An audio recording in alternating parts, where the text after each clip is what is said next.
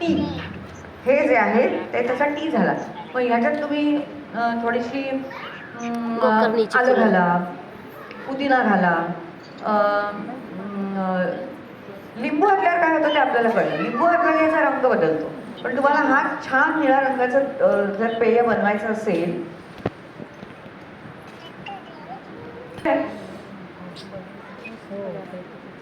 का छान रंग आहे हा निळा.